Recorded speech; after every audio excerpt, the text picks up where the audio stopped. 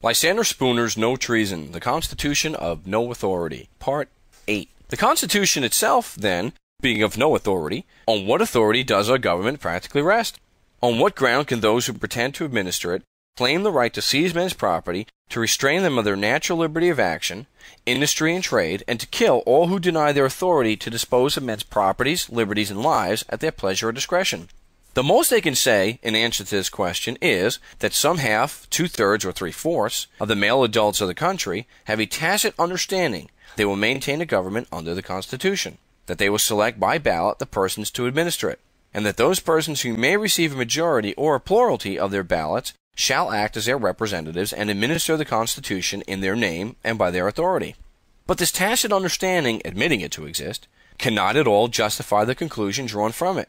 A tacit understanding between A, B, and C that they will, by ballot, deputize D as their agent to deprive me of my property, liberty, or life cannot at all authorize D to do so. He is nonetheless a robber, tyrant, and murderer because he claims to act as their agent than he would be if he avowedly acted on his own responsibility alone.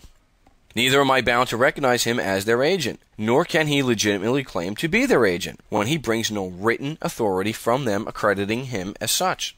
I am under no obligation to take his word as to who his principals may be, or whether he has any. Bringing no credentials, I have a right to say he has no such authority even as he claims to have, and that he is therefore intending to rob, enslave, or murder me on his own account.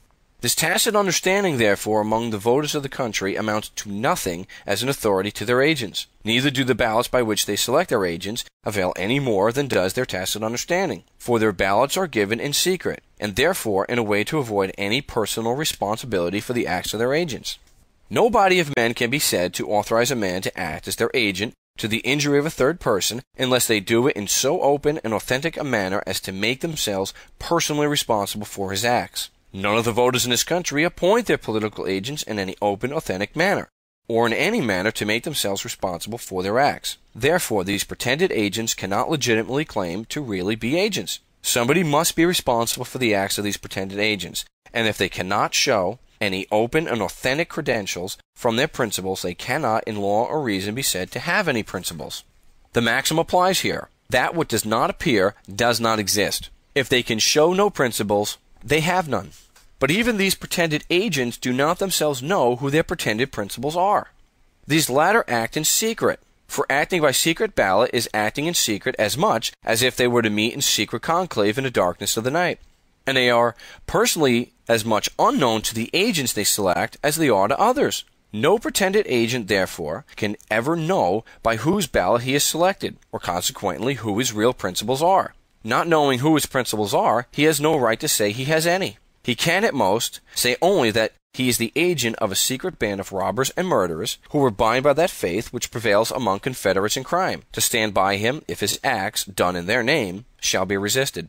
Men honestly engaged in attempting to establish justice in the world have no occasion to thus act in secret, or to appoint agents to do acts by which they, the principals, are not willing to be responsible. The secret ballot makes a secret government, and a secret government is a secret band of robbers and murderers. Open despotism is better than this. The single despot stands out in the face of all men and says, I am the state.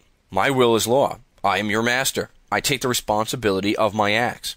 The only arbiter I acknowledge is the sword. If anyone denies my right, let him try conclusions with me. But a secret government is little less than a government of assassins. Under it, a man knows not who his tyrants are, until they have struck, and perhaps not then. He may guess beforehand as to some of his immediate neighbors, but he really knows nothing.